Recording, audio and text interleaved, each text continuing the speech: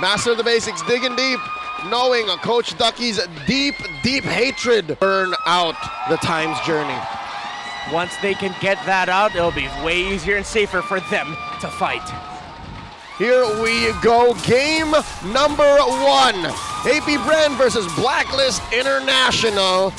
And I gotta say, great adjustment from Blacklist International. Starting off with the Martis first pick. Let's not let what happened earlier in the weekend happen again. Yeah, look at your screens. Who will gain more gold in this game is a Super Marco OHEB. Don't forget to comment your answer in the live stream chat with the hashtag SmartPowersMPLS12. So let's see actually how long Renjay will be staying in the gold lane with OHEB. If he's going to be there for a long time, that might actually force Ogwin to park himself with his gold laner over there in the bottom lane, while AP Bren will get the first Lethal Wanderer. So the way I see it for AP Bren, a lot of their condition actually goes not just into team fighting, but how they handle the rest of the map. Of course, we know how the Diggy loves to play, and you play around that kind of ultimate. If Blacklist will do that, AP Bren needs to be able to trade in the sides. It can't just be all team fight, all objective fight. They have to get towers as well. You know, and at the same time, I guess my biggest question is how well will this Dirath jungle work? Because, you know, I know that it can have success, but I feel like it does take a little bit longer for it to get going, to work, and then you're kind of, you know, your weak point is when you're approaching those objectives, you might be a little easy to pick off and whittle down in comparison, right, to the Martis across from you. I mean, it's less miserable as a fighter jungle in the Dirath to do Lord dances, because we've seen how assassins do, right? Nolan can't even get in there. But here, this time around, it's more of the mobility. That's what bothers me. And again, we have been very hard on Diraths all throughout the playoffs, and by we, I mean me. I hate it when Diraths come into play, but now I'm a little open-minded about it, right? Especially since they're first to the scene here. AP Bren, Kyle Teasy wailing away. Yeah, and it looks like AP Bren will get this turtle without a problem, and Blacklist gameplay is going to be this. Help out OHEB in the gold lane. Super Marco is having a difficult time there. Will Ogwin finally park himself there? And AP Bren, let's see if they can continue this momentum. But it's not them in control. It's Blacklist just playing a slightly more reserved play style for now. Folks, I didn't notice, but check this out. So far, every team that wins the first game in a series wins 6 out of 7 times. I'll take those stats. That's what is that percentage? That's 6 out of 7? 6 out of 7, I'd say that's 80-something. Quick math. 80-some%. Something like win that. rate. Yeah. I was thinking 90, but I trust you more with the numbers, Leo. Yep. My teacher in grade school said I was great at history, so checks out. Yeah, there's a lot of numbers in history, a lot of dates. So let's see when these two will next see each other for their next date. Looks like downward rotation for Blacklist International. Seems like it's going to be a full 5-man once it gets there. They really want to pressure Super Marco, but Ogwin's there for the vision. Yeah, and with this, you can see already they're paying attention a lot to the gold lane, right? But relatively, nothing happening here. And if you're considering a lot of these early games, you know, this is kind of just unusual. Usually there's something happen before that first turtle. But since it was given up, they're just going to go ahead and find their positioning here. Yep, AP Bren with a very small lead could tippy-toe rally back and forth here. 100 gold between them and Blacklist. But wait, there's a huge presence down bottom. Oh, they have to help out Super Marco. Yeah, I think they're going to go for it again. Sensui already taken a half. Quite a bit of damage already. But again, first game series, right, in best of 7. They're just kind of feeling each other out here. How are things going to unfold? Again, we've got 20 seconds till that next big objective. Yeah, these two teams right now, they have a good understanding of each other's rotations. Let's see if they can commit GTP. Going to fight for this purple buff. Want to force Sensui out of it. He is at half health, and it's taken. Oh, Kyle Teasy guilty of 1 count. 4 minutes in. Turtle spawning in 3. Okay, so now that means Blacklist International might be a little bit more reserved and cautious with trying to compete for this next turtle. Let's see how they equalize it because now after closing in on 5 minutes, AP Bren is controlling majority of the map. The biggest problem right now really is that gold lane, but Super Marco, kudos to him, he's handling it really well, but Yue, look at him going down. Yeah, so they trade the objective again. As you mentioned, down still in the bottom lane. Really trying to just feed OHEB here for the most part, give him the best early game that he could really have. But like you said, I think Super Marco's doing an outstanding job based with that pressure here. Currently 5 minutes into game number 1, AP Bren building up quite a bit of a gold lead onto Oheb here. What is that, 200, 300 gold between him and Super Marco? Yep. So that's what all of those rotations, all of those little moments that they trade off elsewhere on the map, that's where it's going. All right, the question now is who's going to be able to take or force a fight first, because we're at this point where if you lose a fight here big time, you're going to lose first towers. There's the onward, Sensui. Gonna go ahead and Mortal Coil, has the rest of the team here to help him out. Kyle Teasy in the front. Is he gonna be able to withstand this? Never comes through. Still gonna be fighting. Sensui will finally fall, but the answer, Kyle Teasy goes down as well. It's a 1-for-1. The junglers for each other. Now what do the teams do from there? Okay, so AP Bren can just try to get a little bit more lane equilibrium.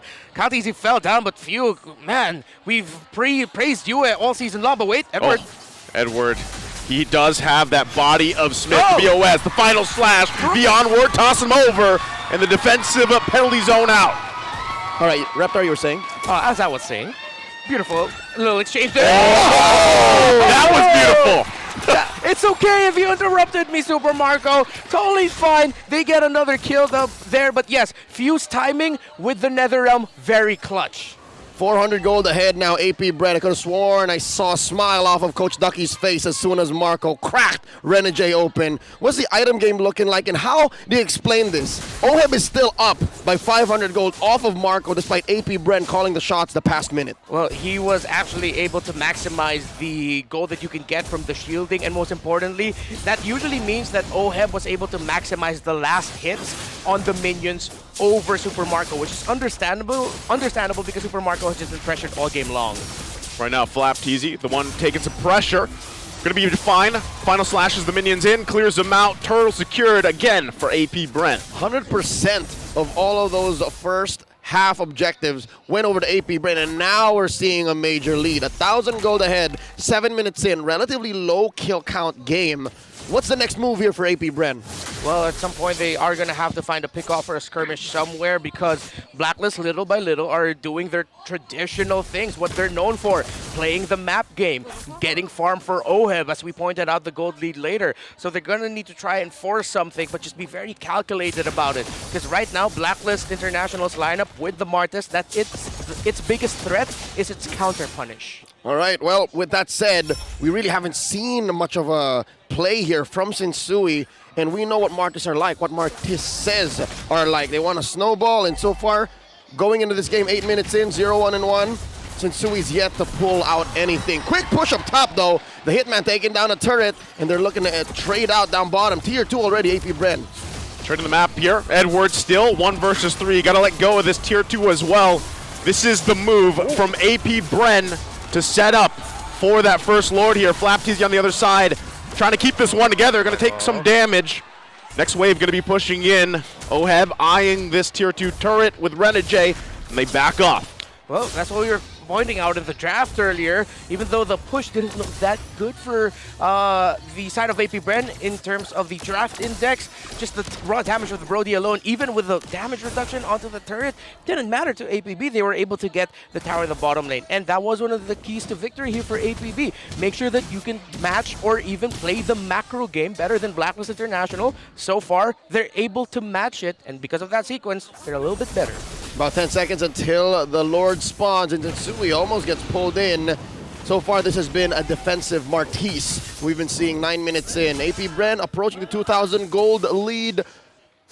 Mid lane still hasn't been cracked, though. At least Blacklist is holding on. And I think these are two teams who really understand the importance of that middle tower. So they rotate very quickly. Top side, top side. Oh, again. Super Marco by himself wins that 1v1. And with that number advantage, AP Bren might just give this one a clear go for this Lord. Blacklist International wanting to contest it, though. Sensui getting in position. Final slash going to come through. There's the flicker. The answer from Edward with their own penalty zone. Netherrealm comes through as well. Fighting forward. Ogwin goes in. They force Sensui back. UA falls.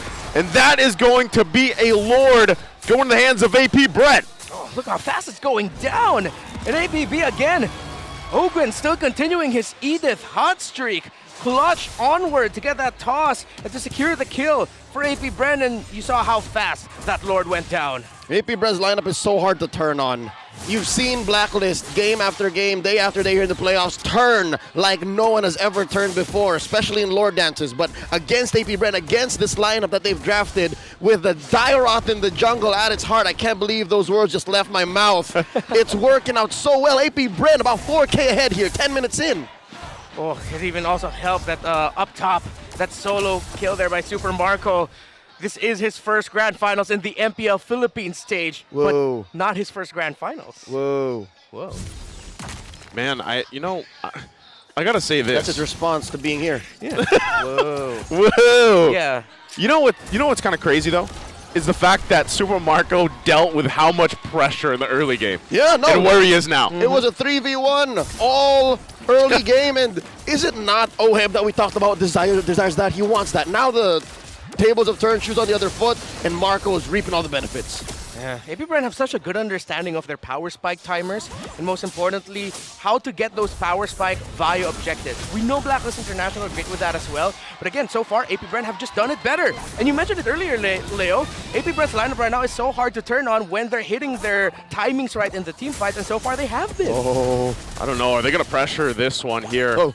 Wave clear is pretty good for Blacklist International. As you see, they hold on to the base turrets for now, but again, that was only the first Lord. So right now, I guess a lot of this is on Blacklist International to answer what AP Bren's thrown at them. There's a Lord coming out in about a minute and change. Marco farming out of his mind like Mr. Beast, giving out checks here. 6K gold lead here on AP Bren. They're going to start choking out all of these objectives.